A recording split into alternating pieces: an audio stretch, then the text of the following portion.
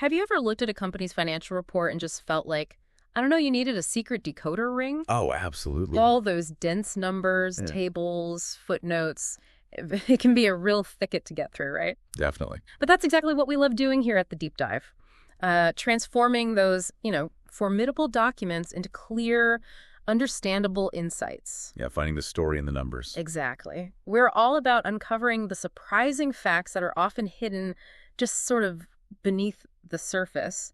Today, we're doing just that with AmeriServ Financial's latest earnings. We're focusing on their second quarter and the first 6 months of 2025. Right. And our mission here is really to cut through the jargon, pinpoint the truly critical numbers, and maybe most importantly, explain the why behind those figures.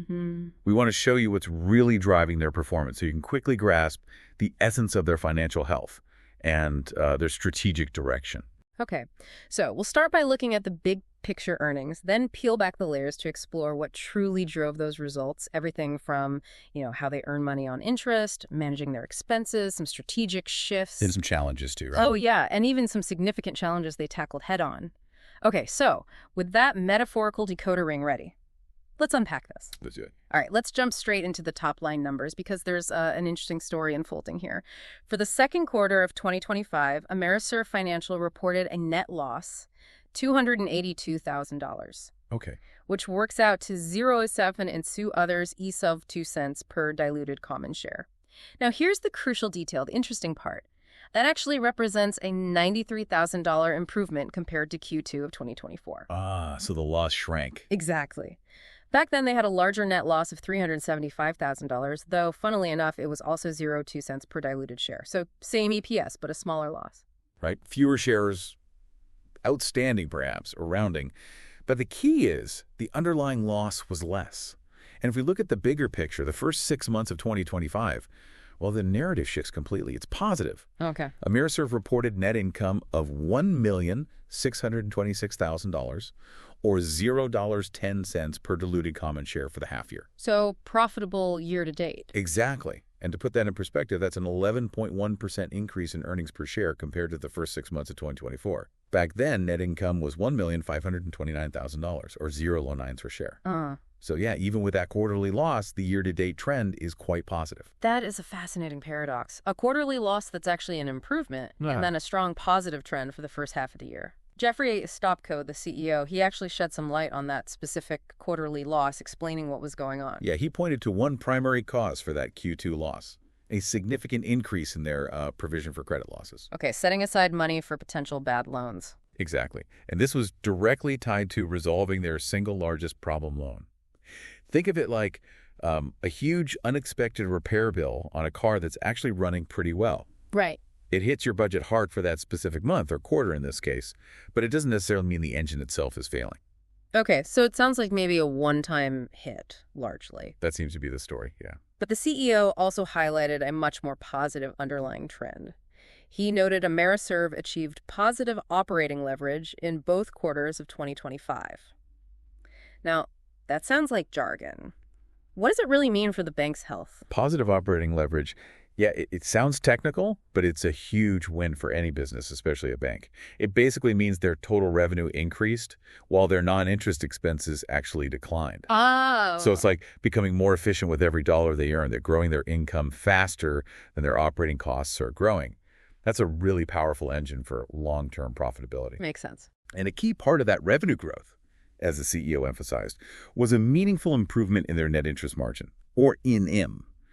That jumped by 34 basis points for the first 6 months of 2025. Wow, 34 basis points in IM. That is significant. And you're right, net interest income, that's huge for a bank. It's about 70% of their total revenue? Roughly, yeah. It's the core business. So if they're improving in and keeping a lid on expenses, that sets them up really well. Oh, absolutely. And the CEO certainly seems to think so.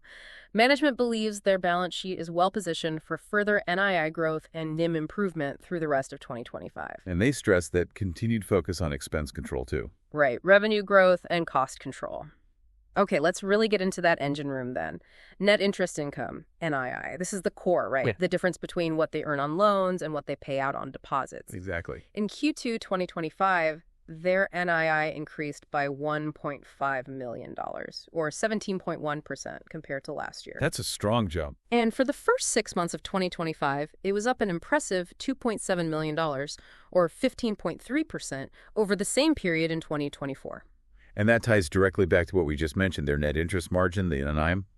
It hit 3.10% for Q2. That's a 36 basis point improvement year over year, and 3.06% for the 6 months, which is that 34 basis point increase we talked about. Okay, so the big question is, what drove this improvement? How did they get the margin up? Well, it reflects really smart, controlled balance sheet growth. It's not just about getting bigger. It's about getting better. Both their total loans and their total deposits are at higher levels now. Okay. And that's thanks to what they call management's effective business development strategies. Basically, they're finding good opportunities to lend money and attract customer deposits. And it wasn't just about volume, right? It was about how they're growing. Exactly. Their effective pricing strategies played a role, too. They improved both the yield they earn on their assets, like loans and securities, and managed the cost they pay for their interest-bearing funds, like deposits. Plus, the broader economic environment gave them a bit of a tailwind. How so? Well, the Federal Reserve lowering short-term interest rates late in 2024. That made it cheaper for AmeriServ to fund their operations. Specifically, it helped lower the cost of their interest-bearing deposits and borrowings. Right, that Fed easing cycle. Yeah. And it's also important to note how they navigated a slightly tricky yield curve. Normally you expect longer-term rates to be higher than short-term rates. Sure. But we had that period where the short end of the U.S. Treasury curve was inverted, meaning short-term rates were actually higher. Right, which can make banking tricky. It can. But despite this, higher yields and a steeper upward slope in the mid to long end of the curve actually favorably impacted their earning asset yields. So this combination of factors, loan growth, deposit growth, pricing, Fed action, yield curve dynamics, it all led to their total interest earning assets increasing by $45.5 million, or 3.6%. And their total interest income rising by $2.0 million, or 6.0%, for the first half of 2025 compared to 2024. And as you said, management expects that NIM improvement to continue.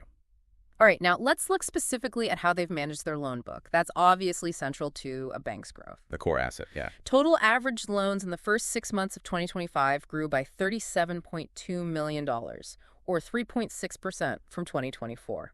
Now, this isn't just a random number. It tells us AmeriServ was successfully finding new quality borrowers throughout 2024. Right, consistent funding opportunities. Yeah, and their new loans modestly outpaced loan payoffs. So the portfolio actually grew. Their total loan portfolio increased by about $811,000 just since the end of last year, averaging around $1.07 billion for the second quarter. And that loan growth translates directly into more earnings, right? Their loan interest income improved by $1.7 million, or 6.0%. Okay. Partly just from having more loans out there, but also because strategically they repriced some commercial real estate CRE loans upwards. These were loans originated at lower rates, likely during the low-rate COVID pandemic period. Ah, smart. Adjusting to the current rate environment. Exactly. It's a smart move to boost profitability from the existing book. That makes sense. Okay, what about the other side of the asset coin, their investment securities portfolio? Were they making similar strategic shifts there? They were, but actually with a slightly different approach, at least initially. Their average investment securities balance was slightly lower for the first half of 2025 compared to 2024. Oh, interesting. Why? Well, it reflects a deliberate strategy from back in 2024. They decided to allocate more cash flow from their securities portfolio to those higher-yielding loans we just talked about. Okay, prioritizing loans over bonds. Right, and this helped them avoid relying too much on expensive overnight borrowed funds. But what's really insightful here is how they adapted. As liquidity strengthened in the first half of this year, 2025, mainly due to that strong deposit growth, Right. they were able to pivot again. They started investing more funds back into securities as market yields improved. So dynamic management. Very much so. This led to their securities portfolio actually growing by $17.9 million, or 8.1%, just since December 31st, 2024. And these new purchases at better yields boosted interest income from investments by $316,000, or 6.4%. Okay, that's a great segue to the liability side of the balance sheet then.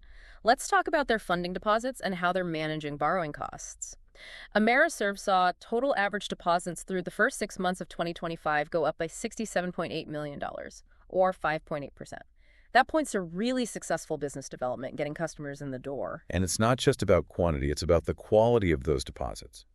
The company makes a point of emphasizing its strong and stable core deposit base. Meaning regular customer accounts, not hot money. Exactly. And they specifically note they don't use broker deposits, which are often more expensive and can be less sticky, less stable. This really speaks to their focus on building fundamental banking relationships. And their loan-to-deposit ratio averaged 86.2% in Q2. That's a pretty healthy number.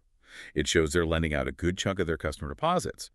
But importantly, they still have plenty of capacity to continue growing their loan portfolio and supporting their community, even if the economy gets a bit volatile. Right, they're not overstretched. So with deposits growing, what did that mean for their overall interest expenses? Did they go up or down? You think more deposits means more expense. You would think, but they actually went down, which is fantastic news for their bottom line. Really? How? Total interest expense decreased by $340,000, or 4.5%, in Q2, and by $726,000, or 4.8%, for the 6 months overall.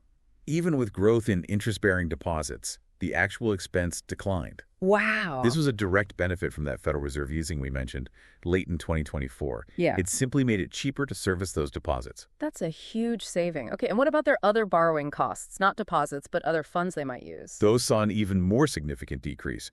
Borrowing's interest expense dropped by $670,000, or 26.5%, for the first 6 months. 26%. Yeah. This was largely due to much lower utilization of expensive overnight borrowed funds. They cut their reliance on those by over 83%. Wow. Plus, again, the Fed's easing monetary policy helped lower the cost of what they did borrow.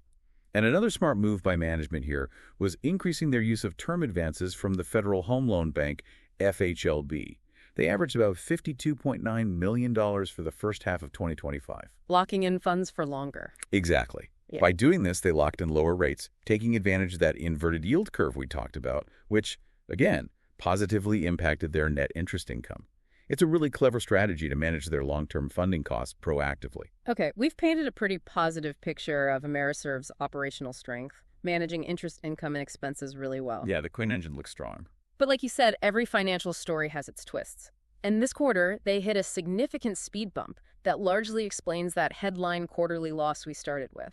Let's talk about the provision for credit losses. Right, the big expense item this quarter. It was significantly higher, $3.1 million in Q2 2025 compared to just $434,000 in Q2 2024. I mean, that's a $2.7 million increase. Huge jump. And for the first 6 months, it was a $3.0 million provision compared to actually getting money back last year, a recovery of $123,000 in H1 2024. So that's a net unfavorable swing of $3.2 million year over year. That's big. It absolutely is. And this expense, as the CEO indicated, primarily reflects the resolution of the company's single largest problem asset. Okay, that one loan again? That one loan is a mixed-use commercial real estate property, retail, and office space in the Pittsburgh market. And resolving it required an additional $2.8 million charge-off. Ouch. Yeah. A charge-off basically means writing the loan down, acknowledging they don't expect to get that money back, in this case, writing it down to a court-approved sales price for the property. Okay.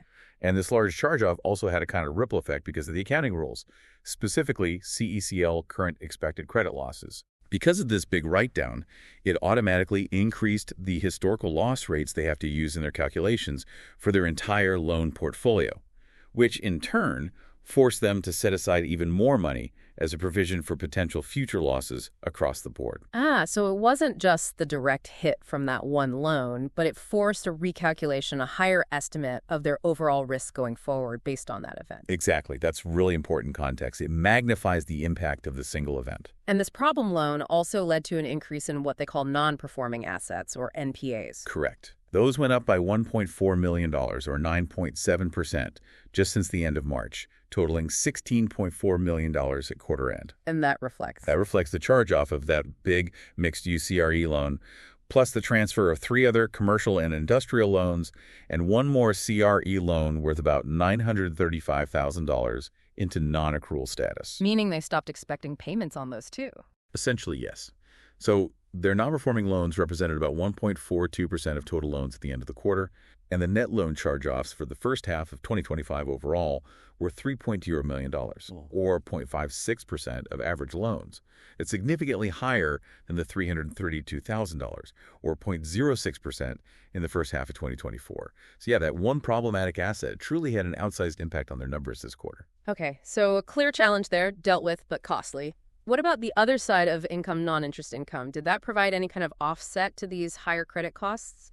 Fees, wealth management, things like that? Unfortunately, no. Non-interest income actually declined as well. It decreased by $1.1 million, or 11.8%, in the first half of 2025 compared to last year. Okay, what drove that? The biggest single factor was lower wealth management fees. Those were down $679,000, or about 10.7% for the 6 months. Why was that? Market conditions? Largely, yes. They attributed it to volatility and uncertainty in the financial markets, possibly linked to, government fiscal policy discussions, and specifically the decline we saw in major market indexes back in Q1 of 2025. Right, tough environment for wealth managers. Exactly. And also, their financial services division had apparently benefited from several unusually large new business cases back in 2024 that simply didn't repeat this year. So, bit of a tough comparison. Okay, so a tougher market and maybe some big one-time boosts from last year that weren't there this time. Were there other factors impacting non-interest income? Yeah, a few smaller things added up. Yeah. Other income decreased because they didn't have a $250,000 Visa signing bonus this year, which they apparently received in 2024. Oh, okay, one-off things. Right.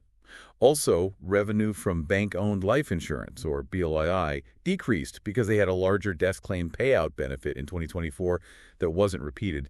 And finally, mortgage banking revenue was lower simply due to decreased residential mortgage production. Less refi activity, maybe fewer home purchases. Got it. So a combination of market headwinds and just the absence of some prior year one-off gains really impacted that non-interest income segment. Yeah, that sums it up well. Okay, now, let's shift to a truly positive story in this report. Let's talk about expenses beyond interest. AmeriServ saw a significant decrease in non-interest expenses. They were down $1.7 million, or 6.7% during the first half of 2025. That's a serious chunk of change. How did they manage to cut costs so dramatically? Yeah, this is a real win for them in the period. And the biggest single driver, by far, was a dramatic decrease in professional fees. Those were down $1.5 million. Wow. Or almost 39% for the 6 months. Why such a huge drop? Well, it's mainly because back in 2024, their legal and professional services costs were unusually high. They were dealing with some litigation and, importantly, responding to an activist investor campaign. Ah, right. I remember that. Yeah. And that matter was resolved back in June 2024. So with that situation concluded, those elevated costs just weren't there in the first half of 2025. Yeah. It's a direct result of putting that specific challenge behind them. That makes a huge difference then. What else contributed to the overall expense control? Well, other expenses also decreased favorably, down by $417,000, or about 15%. And that was primarily because there was a $376,000 pension settlement charge back in Q2 of 2024 that simply wasn't required in 2025. So again, a one-time charge from last year didn't recur. Okay, so a lot of it was lapping prior year unusual costs. Were there any areas where costs went up? Oh, sure. Some regular operational costs did increase slightly. Data processing and IT expenses went up by about $104,000, likely for monitoring and system upgrades. And salaries and employee benefits ticked up slightly by $74,000 overall. Just slightly, even with inflation and merit raises. Well, within that category, healthcare costs were actually up significantly by $332,000. Apparently, the company didn't have to recognize some premium costs back in January 2024 due to some effective negotiations, making the comparison tough. But that healthcare increase was largely offset by a couple of things. Total salaries only increased slightly, as merit increases were somewhat offset by having a lower number of employees overall.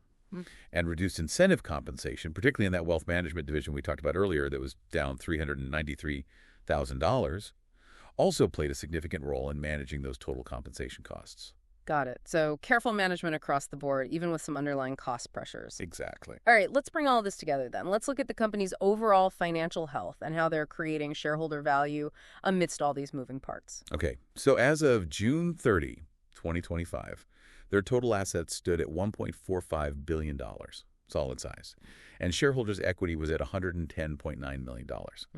Now, what's truly encouraging here, I think, is looking at the book value trends. Okay. Their book value per common share increased by $0.43, or 6.8%, to $6.71 since June 30th of last year.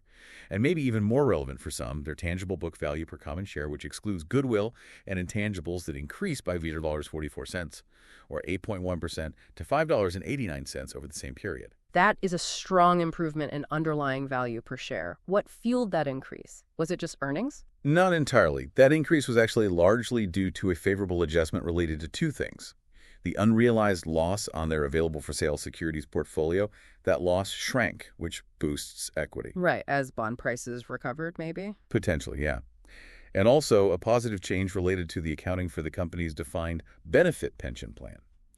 So some non-operating items help book value significantly. But fundamentally, they also continue to maintain strong capital ratios, comfortably exceeding the regulatory definitions of being well capitalized. Which is crucial for regulators and depositor confidence. Absolutely essential. And finally, for shareholders directly, the board of directors declared a quarterly common stock cash dividend of 0.03 cents per share. Consistent payout. Yeah. And this dividend, which is payable in mid-August, represents about a 3.9% annualized yield based on their stock price around July 18th, which was $3.08. Plus, it's a 60% payout ratio based on their 2025 year-to-date earnings.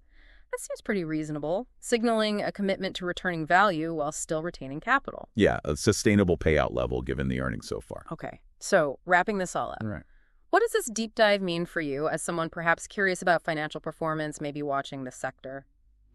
ASRV Financial's latest earnings report, it's clearly not just a dry set of numbers. Not at all. It's really a narrative, isn't it? A story of strategic management, overcoming specific challenges like that large problem loan, and also, cleverly leveraging the economic conditions they were dealt. I think that's right. And if we connect this to the bigger picture, it really illustrates how a company can demonstrate underlying strength and, frankly, positive momentum, even when a significant, maybe one-time event really impacts a quarterly headline number like net income. Yeah, that focus on the core business really comes through. It does. Their consistent focus on improving that net interest margin and maintaining disciplined expense control, that truly shines through as a powerful fundamental strategy. So this deep dive really shows you, I think, that understanding the detailed levers, everything from how they manage interest rates and grow their loan book to the sometimes surprising impact of legal expenses or even pension adjustments, it gives you a far richer and maybe more actionable understanding than just taking a quick glance at the top line profit or loss. Absolutely. Which kind of raises an important question for you, the listener, to maybe think about. How might a company's really detailed strategic focus on those core profitability drivers, things like consistently improving net interest margin and tightly controlling expenses, like we saw here, how might that position it differently from its peers when facing similar economic headwinds or maybe those unexpected one-time challenges? It's definitely something to consider as you look at other financial reports in this space, or any space, really.